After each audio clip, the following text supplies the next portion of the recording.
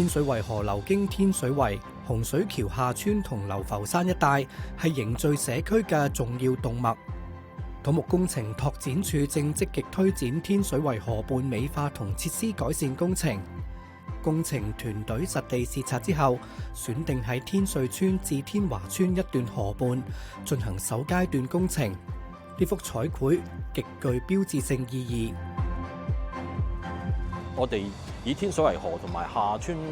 槽道交界處為中心，喺牆身同埋地面製作彩繪。呢度咧就正係洪水橋下村新發展區東面嘅起點，毗鄰天水圍。呢幅彩繪咧展現咗我哋對洪水橋下村新發展區嘅未來願景。左邊咧係充滿活力嘅新發展區市中心同埋市民嘅幸福笑面，右邊咧就係非常之熱鬧嘅傳統舞龍嘅慶典。中間活化後嘅田心河道同埋蓄洪公園，我哋仲特登加入咗流浮山同埋後海灣嘅風景。你會見到有候鳥啦、馬蹄蟹同埋招潮蟹嘅。呢幅彩繪完整勾勒出新發展區未來嘅全景。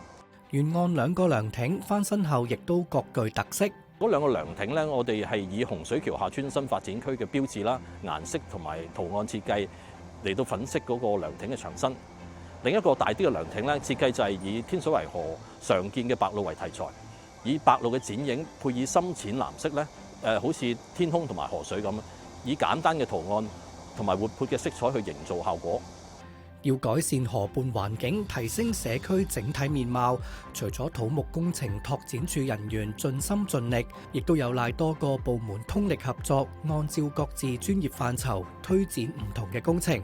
除咗土木工程拓展處負責涼亭美化、特色彩繪以及增設健身單車外，康樂及文化事務處負責河畔綠化，路政署負責重鋪地磚同埋美化欄杆，以及渠務處負責縮短圍欄，務求令整個環境更有層次、更有親和力。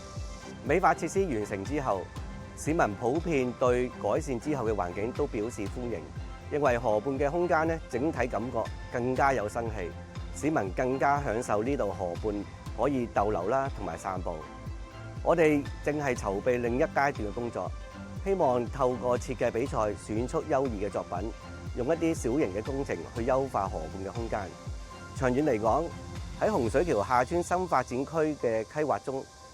天水圍河西岸將會鋭變成一條長達2公里嘅河畔長廊。